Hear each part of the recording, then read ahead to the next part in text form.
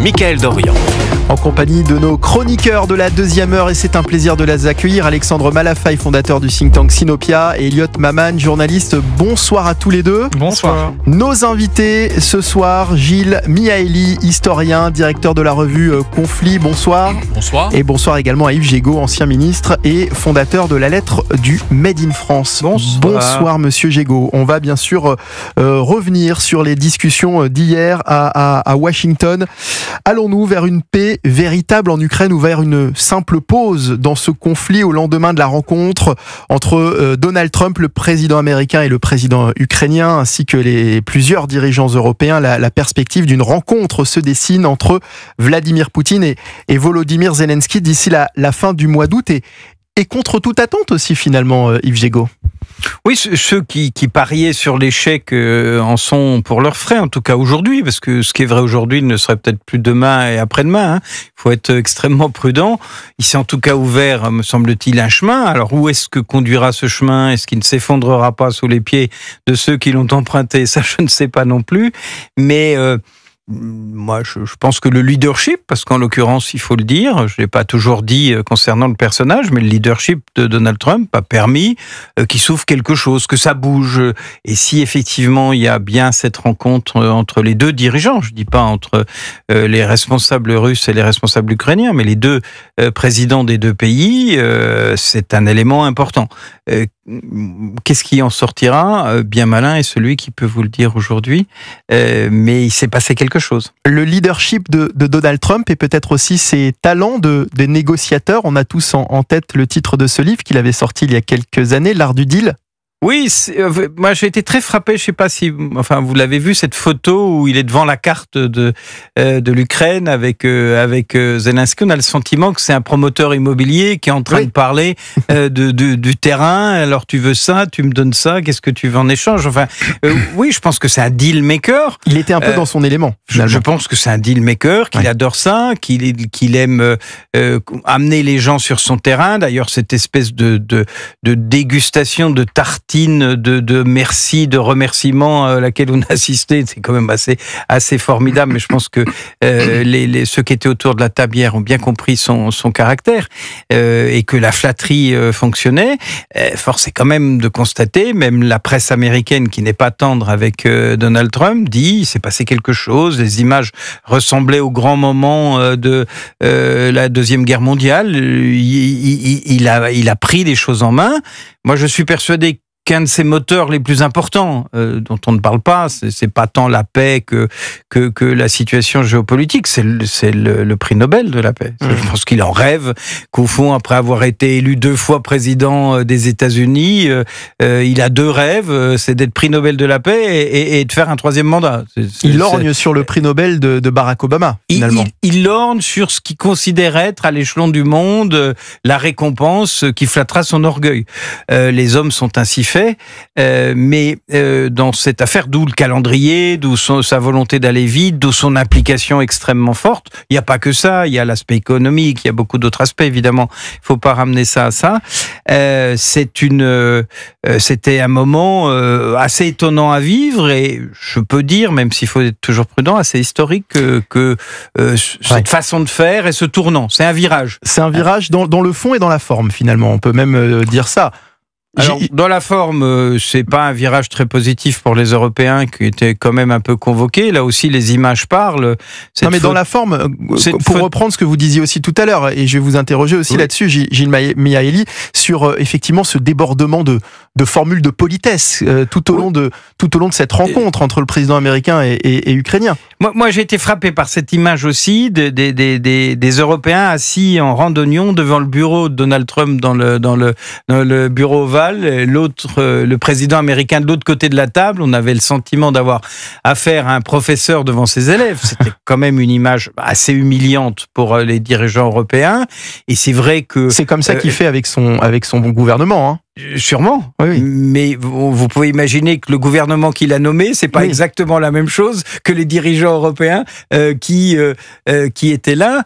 Et confiture de compliments servis par les uns, par les autres, pour le flatter. Et je pense que Zelensky a bien compris, était effectivement un peu étonnante, mais si ça marche, au fond, c'est la réelle politique, c'est le résultat qui compte. Gilles Mailly, effectivement, le ton a tranché, hein, si on prend en comparaison la rencontre de février dernier entre le président américain et le président ukrainien. Oui. Alors, pour essayer de comprendre la séquence dans laquelle nous sommes, je voudrais juste rappeler que cette guerre est menée, la guerre entre l'Ukraine et la Russie est menée dans deux dimensions. Il y a une dimension militaire qui est la dimension essentielle parce que c'est la dimension qui dessine les rapports de force. Il faut rappeler que la guerre a pour mission, pour utilité, c'est d'échanger la vie des gens. Parce que avant la guerre, il y avait des discussions, les deux côtés n'étaient pas d'accord, donc on utilise la violence pour que l'un des deux côtés change d'avis. Et donc la guerre continue, les Russes continuent à essayer d'échanger la vie des Ukrainiens, ce qui est très difficile parce que ce qu'ils demandent aux Ukrainiens, c'est de disparaître en tant que peuple, nation et État. C'est pour cela que les Ukrainiens, pour le moment, préfèrent mourir. Mais il y a une autre dimension, c'est la dimension politique de la guerre. Et dans ces dimensions-là, l'objectif russe, c'est de faire en sorte que les États-Unis lâchent l'Ukraine, donc qu'ils leur coupent le vivre, ce qui va faciliter le travail sur la première dimension, qui est la dimension militaire.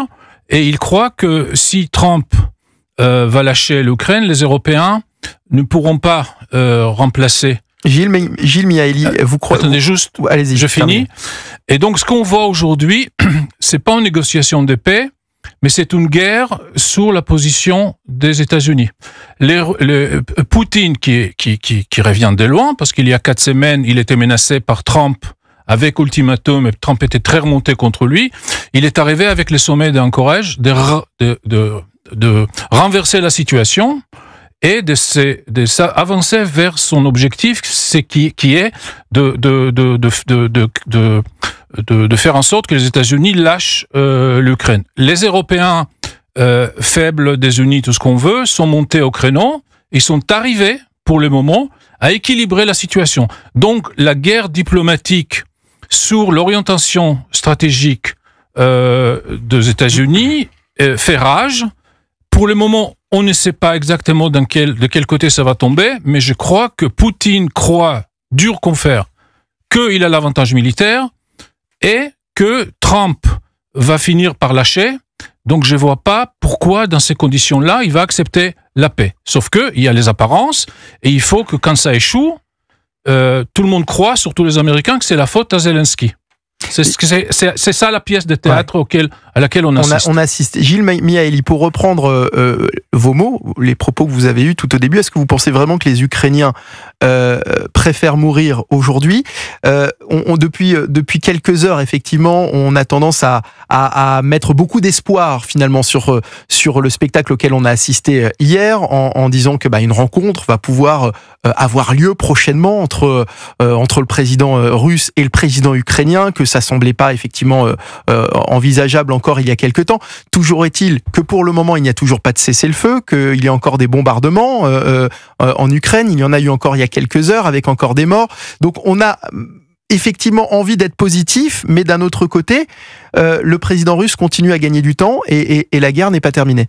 Ce que je viens de dire, c'est que j'ai pas envie d'être positif, juste de décrire la situation, et vous avez absolument raison. Poutine n'a aucune raison de souhaiter la paix maintenant, parce que la paix maintenant, c'est une paix qui ne lui donne pas ce qu'il souhaite, c'est-à-dire transformer l'Ukraine en Biélorussie. C'est ça l'objectif. Si on arrête aujourd'hui, et si les Ukrainiens ne renoncent pas à Odessa, ne renoncent pas à un gouvernement souverain, ne renoncent pas en armée, ne renoncent pas à certaines alliances, pas l'OTAN, et donc ça veut dire qu'il a sacrifié tout ça pour rien, parce qu'il n'a pas fait ça pour le Donbass, ni pour le pro-russe. De l'immobilier, il en a, et des gens qui parlent russe, il en a. Et donc si, à la fin de cette guerre, tout ce qu'il a à montrer, c'est 4 oblasts misérables, ou 2,5 oblasts misérables, c'est qu'il est loin, loin, loin du compte. Et les Russes ne sont pas cons. Donc évidemment, ils vont rien dire, mais ils vont penser quand même des choses assez désagréables vis-à-vis de cet homme. Donc c'est, pour le moment, probablement, je dis encore probablement, ils pensent que le temps joue pour lui, à la fois au niveau militaire, ce qui était aussi à la fin de Biden, mais depuis que Trump est au pouvoir, il pense aussi que sur la stratégie, ça joue pour lui, parce que Trump pense que Poutine a raison. Et au fond de lui, s'il était seul au monde à décider, il aurait lâché les Ukrainiens depuis longtemps. Compris. Alexandre Malafaille. Oui, il y a vraiment deux lignes qui s'affrontent. C'est intéressant d'ailleurs à observer. Aujourd'hui, Emmanuel Macron a déclaré que Poutine était un ogre, qu'il avait continué besoin de manger pour vivre. Voilà, on voit bien qu'il y a toute une série de gens qui pensent, comme vous, que Poutine est rentré dans la tête de Trump et puis que globalement, il ne décide pas tout seul. Bon, après il y a peut-être une autre... J'ai pas dit ça. Non, mais vous avez dit que... J'ai dit que Trump est persuadé que Poutine a raison. Donc, il n'est pas entré dans... il y a beaucoup de gens qui le pensent. Oui, mais c'est pas parce qu'on le pense que c'est vrai. C'est pas une manipulation. Oui, mais pardon, c'est pas parce qu'on pense que c'est la réalité. Par ailleurs, il y a quand même en effet quelque chose qui se passe depuis quelques jours, quelques semaines, et peut-être que ça démontre que finalement il fallait que les choses changent. Est-ce que la surenchère, et je pèse mes mots, mais dans laquelle on s'est livré depuis près de 3 ans, plus de 3 ans, à encourager finalement l'Europe dans cette guerre contre l'Ukraine, avec les Américains et Joe Biden derrière, qui a poussé très sérieusement. Est-ce que c'était la bonne voie? Est-ce que finalement les Européens vont pas se retrouver dans quelques semaines autour d'une table avec finalement Poutine, Zelensky, pour essayer de trouver un chemin de paix? Et est-ce que finalement, ce que cherche Poutine, c'est pas autre chose? Certes, il a raté son coup s'il voulait prendre toute l'Ukraine, mais il joue d'autres sujets. La réhabilitation internationale, quand il est en Alaska face à Trump, elle est un acquis. Les sanctions, c'est un autre sujet également. Il y a beaucoup de points qui sont sur la table. Donc, moi, je m'interroge sur la pertinence de la stratégie et de celle qui continuer à vouloir être dans une logique de surenchère, de traiter Poutine d'ogre. Je ne sais pas si c'est la bonne manière de remettre la France sur la table des négos. Parce que finalement, moi, le regret que j'ai eu quand j'ai vu ce qui s'est passé à Washington hier, j'ai dit, mais normalement, si la France avait joué son rôle d'honest broker, c'est la France qui aurait dû jouer ce rôle-là. Oui, mais ça, moi je pense qu'il faut comprendre le facteur temps. Il y a 10 ans, Poutine était déjà au pouvoir et tous ceux qui étaient là hier n'étaient pas au pouvoir. Et dans 10 ans, Poutine sera encore au pouvoir. Macron, 8 ans.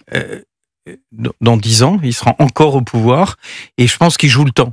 Et que sa stratégie, sa pensée, je ne suis pas dans son cerveau, je ne sais pas si quelqu'un l'est, c'est de se dire qu'il a le temps, qu'il peut peut-être céder un peu, qu'il peut peut-être faire une pause de ce côté-là pour aller éventuellement sur d'autres fronts, parce qu'il a besoin de faire tourner son économie de guerre. Il a un problème économique aussi. Il a transformé l'économie russe en économie de guerre.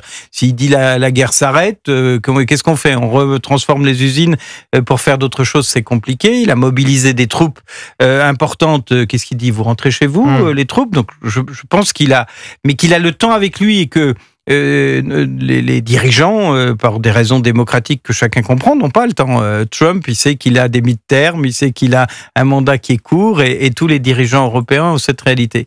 La seconde chose, je suis pas tout à fait d'accord avec vous sur la question de l'ogre et la déclaration du président de la République. Moi, j'ai compris en tout cas que la déclaration du président de la République, c'était d'essayer de faire comprendre aux Européens que nous étions rentrés dans la saison 2 de la guerre froide. Et que nous avions en face de nous une Russie bien réveillée qui voulait non seulement nous envoyer des missiles, mais aussi des algorithmes pour nous déstabiliser. Yves Gégaud, quel est le rôle du président français dans ces négociations? Est-ce qu'il ne devrait pas, quand il s'adresse aux Français, puisque vous faites allusion à des propos qu'il a tenus sur la chaîne de télévision LCI, il a tenu également des propos un peu similaires à Brégançon hier ou avant-hier, je crois, en disant que Poutine ne voulait pas la paix. On se demande s'il cherche à rentrer en guerre avec la Russie, quand il dit également que l'Europe n'est plus une terre de paix. Est-ce qu'il cherche à effrayer au lieu d'apaiser? C'est un peu ce qu'on se demande. Oui, moi je pense, alors vous le disiez à l'instant, que effectivement la France aurait dû jouer ce rôle. Et il a essayé au début, il y avait un dialogue entre Emmanuel Macron et le président Poutine. Ça a échoué, tout ça a échoué. Voilà. Donc on a le sentiment qu'il a changé complètement de stratégie. Je parle du président de la République française. C'est la séquence de la grande table sur ce sujet-là, et que aujourd'hui, il est lanceur d'alerte. Il est lanceur d'alerte sur le fait que 1, nous serons toujours les voisins de la Russie, que 2, Poutine est au pouvoir et sera là pour encore longtemps, et que 3, moi je pense que nous rentrons dans une nouvelle forme de guerre froide, d'ailleurs on essaye de réinventer l'OTAN, hein, quand on dit on va avoir les protections de l'article 5 du traité, mais sans l'OTAN, on essaye de réinventer l'OTAN, et moi autre chose qui va s'appeler NATO, pas OTAN. Gilles Meyaili. J'analyse les propos du président de la République pour dire notre voisin est un ogre. Si votre voisin est un ogre, il faut fermer les portes, il faut blinder les fenêtres, il faut avoir une souveraineté militaire, il faut avoir une souveraineté industrielle renforcée, et que la conséquence de ce qui est en train de se passer sur l'est du continent devrait forcer l'Europe à avoir une nouvelle stratégie et à changer de pied, d'autant plus, et Emmanuel Macron l'a dit aussi dans sa déclaration sur LCI, que les Américains ne sont plus fiables. Oui. Dans la saison 1 de la guerre froide, nous pouvions compter sur le grand frère américain qui était là avec son parapluie et ses boucliers. Aujourd'hui, l'imprévisibilité de Donald Trump fait qu'on ne peut plus compter que sur nous-mêmes. Gilles Meyaili. Justement, et la différence entre notre ère et l'ère qu'on peut appeler gaulien, c'est qu'à l'époque, c'était clair qu'il y avait 2 grandes superpuissances et que la France n'était pas du tout au niveau. Donc la France essayait de jouer sa propre carte, 3e voie, tout ce qu'on veut. Aujourd'hui, la montée de la Russie est accompagnée par l'abandon par les Américains. Parce que la confiance dans l'article 5, c'est comme un vase de cristal et ça a été cassé. Donc même si on va essayer de le recoller, Poutine ou celui qui va le remplacer va toujours avoir des doutes, et dans la dissuasion, il ne faut pas douter de l'engagement de l'autre. Donc ça, c'est déjà cassé. Et donc, je pense que pour la France, dans ces configurations, il y a un nouveau rôle à jouer, c'est d'être le chef de la meute européenne. Parce que là, il y a un place à prendre. Qui va être le patron de cette Europe qui va se mettre en ordre de bataille contre la Russie? Elliot Maman. Oui, il y a 2 choses. D'abord, sur la question de l'entrée, d'une perspective d'entrée en guerre entre la France et la Russie, il faut tout de même préciser que c'est la Russie qui a commencé à avoir une espèce de guerre hybride avec la France, en faisant des piratages sur un certain nombre de nos lieux sensibles, en bloquant, en paralysant les infrastructures médicales de la France, par exemple, en envoyant des agents d'ingérence qui ont parfois causé une espèce de trouble politique et social, en se basant sur des conflits qui préexistaient en France, mais qui précisément ont jeté une espèce de doute, parce que y a-t-il véritablement un antisémitisme galopant en France lorsqu'on se rend compte soudainement que un cas spécifique d'antisémitisme, en l'occurrence un cimetière qui avait été dégradé, était le fruit d'agents russes. Et ça, c'est évidemment une stratégie de déstabilisation politique qui est livrée par la Russie, alors même que la France, en amont, ne s'était pas montrée belliqueuse à l'encontre de la Russie. Bien au contraire, l'action des pays occidentaux, de la diplomatie européenne, avait été d'inclure la Russie au Conseil de l'Europe, au FMI, à la Banque mondiale, à l'OMC. Et en réponse, ce que la Russie a fait, c'est qu'elle a trahi les engagements internationaux et les grands principes auxquels elle avait consenti en rejoignant ces institutions, en envahissant un pays, l'Ukraine, avec lequel précisément l'Europe entendait avoir et rapprocher ses relations. Donc on comprend bien qu'il y a quand même une espèce que l'origine de la faute ne vient pas de la diplomatie européenne. Gilles Meyaili, Yves Gégaud, vous allez pouvoir répondre dans un instant. On va poursuivre ce débat après le journal permanent d'Adrien Spiteri, parce qu'il est 20h30. Elliot Maman, Alexandre Malafaille, les chroniqueurs d'Europe 1 Soir, et puis nos invités ce soir, Gilles Meyaili et Yves Gégaud. On va continuer de parler de cette réunion qui s'est déroulée hier soir à Washington, réunion de crise au sommet entre Donald Trump, Volodymyr Zelensky et plusieurs dirigeants européens. Toujours pas de cessez-le-feu. Donald Trump semble persuadé qu'une paix durable entre l'Ukraine et la Russie se dessine. Donald Trump qui s'oppose toujours en revanche, et ça c'est un point aussi, à l'adhésion de l'Ukraine à l'OTAN. Plusieurs discussions ont eu lieu évidemment donc sur la question du cessez-le-feu, et puis il y a ce rendez-vous prévu désormais entre Vladimir Poutine et Volodymyr Zelensky. La question du lieu, d'ailleurs, Gilles Meyaili, elle n'a pas été évoquée d'ailleurs. Est-ce que ce rendez-vous aura lieu en Russie? Est-ce que ce rendez-vous aura lieu en Ukraine ou ailleurs? Il y aura tout un symbole autour du lieu qui sera choisi pour ce rendez-vous. Oui, mais je pense que franchement, C'est une perte de temps de discuter sur des détails. De toute façon, après on oublie, on passe à autre chose. On dit oui, il y avait un truc à encourage, etc.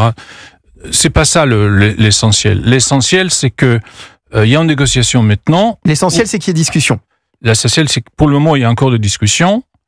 Que la position russe, c'est de proposer une paix qui va faciliter la prochaine guerre. Mmh.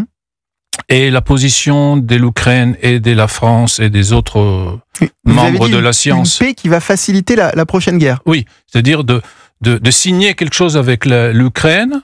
La Russie n'arrive pas à transformer l'Ukraine en Biélorussie, mais on va faire une paix qui va nous permettre de tellement affaiblir l'Ukraine et d'avoir des garanties de sécurité tellement faibles que dans 3, 4, 5, 6 ans, on peut recommencer. Donc quoi, l'objectif, c'est d'en finir avec l'Ukraine. L'objectif annoncé et écrit plusieurs fois par Poutine, c'est droit des glacis, que ces pays-là autour de la Russie n'ont pas le droit d'avoir une politique étrangère, voire une politique intérieure indépendante, parce que ils sont voisins des Russies, donc ils doivent servir des zones tamponnes. Et ce qui est concevable du point de vue de la géopolitique, c'est tout à fait logique, sauf qu'il y a une centaine de millions de personnes entre le Baltique, la mer Baltique et la mer Noire, qui préfèrent mourir que de servir des glacis. Et c'est ça que les Russes ignorent. Ils continuent avec les glacis, les tampons, les zones, etc. Mais on s'en fout. Il y a des dizaines de millions de gens très très talentueux, très très courageux, qui sont en train de les empêcher. Staline, en 48, il a créé ces glacis. Ça a tenu 40 ans. Donc, il faut apprendre de l'histoire. Ça ne marche pas. C'est une grande idée pour des théories géopolitiques sur les puissances continentales et les puissances maritimes. Mais il y a des gens sur le terrain qui ne veulent pas de ça. Ni les Polonais, ni les Ukrainiens. Ils ne veulent pas de ça. Les Russes avaient 4 siècles de se rendre aimables à leurs voisins. C'est un peu raté. Voilà. Donc, juste pour terminer, les Russes vont être peut-être d'accord sur une guerre qui leur permet facilement de faire la prochaine guerre. Les Ukrainiens souhaitent une guerre une paix qui va mettre fin à la guerre, c'est-à-dire qui va empêcher les Russes il a dissuadé les Russes. Et donc, à mon avis, ils vont être prêts à être assez généreux, c'est-à-dire céder beaucoup de territoires, si de l'autre côté, il y a des très bonnes garanties qui peuvent leur permettre de reconstruire leur pays en paix et en tranquillité et attirer des capitaux étrangers dans un environnement stable, sans l'apport d'une guerre. Et l'enjeu, c'est la position de Trump. Est-ce que Trump ira pour une paix qui prépare la prochaine guerre, ou est-ce qu'il va pour une paix solide? C'est pour cela qu'il y a un mot-clé qui revient depuis 3-4 jours, durable, durable, durable. En français, quand Macron dit durable, c'est-à-dire c'est une paix qui empêche la prochaine guerre. Alexandre Malafaille. Oui, je ne sais pas, pour reprendre les propos de M. Gégaud, si on est rentré dans guerre froide saison 2, ça dépendra aussi de nous. C'est-à-dire que quand on a une guerre froide, c'est qu'il y a un certain nombre de protagonistes qui sont d'accord pour finalement faire des glacis et décider qu'on peut plus se parler et qu'on est dans une logique de confrontation. Ce qu'on fait très bien depuis 3 ans. Il fallait peut-être le faire, peut-être pas. On verra, là encore, de quoi sera fait l'avenir en termes d'atterrissage. Si atterrissage il y a, est-ce qu'on s'est trompé de stratégie ou pas? Il y a un vrai débat quand même qu'il faut poser de manière pas dogmatique, parce que après tout, on n'est pas non plus dans la tête de Vladimir Poutine. On n'est pas sûr à 100% que son intention soit de manger tout ou partie de l'Europe. Lui s'en défend, il le dit très clairement. Après, la question, c'est est-ce qu'il est sincère, pas sincère? Est-ce qu'on peut lui faire confiance? La question que je pose, est-ce qu'on peut faire confiance à un dirigeant sur cette vieille terre en ce moment? Je n'en sais rien, et pas seulement de part et d'autre de l'Atlantique. Ce qui est vrai, c'est qu'il y a des scénarios d'histoire qui peuvent nous inspirer. La crise de Suez de 56, où la France n'a pas pu tenir ses positions autour du canal de Suez et où elle a dû capituler face aux pressions américaines et surtout soviétiques, et que ça a amené la France à faire quoi? À se dire il faut qu'on ait une arme qui est l'arme nucléaire pour qu'on puisse la prochaine fois ne pas être dans cette position-là. Et ça peut aussi, ce qui se passe en ce moment, nous rappeler, peut-être c'est ce qui inquiète évidemment Emmanuel Macron et beaucoup de dirigeants européens, la Russie et peut-être l'Allemagne de 1936 qui est en train de s'armer pour aller beaucoup plus loin. Donc si ce sont ces scénarios-là qui sont face à nous, avec d'un côté l'acte de faiblesse auquel on a assisté à la fois sur les droits de douane et à la fois sur ce qui se passe en ce moment sur les négociations. Et puis si en plus on voit la Russie monter avec bientôt 1 300 000 soldats, avec une industrie de l'armement qui est potentiellement très menaçante, si c'est ça qu'on voit venir, à ce moment-là, il va falloir que l'Europe en effet prenne ses responsabilités. Sans quoi pour le coup, on va vraiment définitivement sortir de l'histoire. Je ne sais pas si on en prend le chemin, parce que même s'il y a du déclaratif, comme il y en a beaucoup depuis 3 ans, à part des sanctions économiques, pour l'instant le réarmement européen n'est pas au rendez-vous. La dynamique politique européenne commune pour vraiment faire front au-delà des apparences et des grands discours et de ce qu'on dit dans des séquences, ce qui s'est passé à Washington ou autre, j'émets quand même de vraies réserves. Et je pense que pour le coup là, notre grande faiblesse historique, ce sera de ne pas être capable vraiment de se remobiliser, parce que là encore, il ne faut pas faire confiance à Poutine, mais il ne faut pas non plus passer trop de temps dans cette logique de défiance. Il faut trouver un équilibre. Yves Jégo. C'est pas de se remobiliser, c'est de se mobiliser. Parce que au fond, nous nous sommes démobilisés depuis des lustres sous la protection et sous l'aile américaine, et nous avons cru que le monde était figé tel qu'il était, et même cru que l'ère post-Union soviétique allait amener, ça a été dit tout à l'heure par Elliott de façon très juste, on a voulu faire entrer Poutine dans toute une série d'organisations pour l'européaniser et le faire entrer dans le club de l'Europe de l'Ouest et de l'Europe libérale. Ça n'a pas fonctionné.